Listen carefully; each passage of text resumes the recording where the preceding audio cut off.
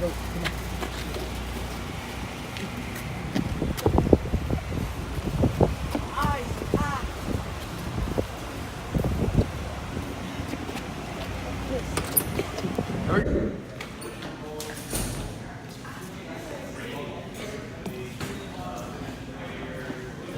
Put your face in.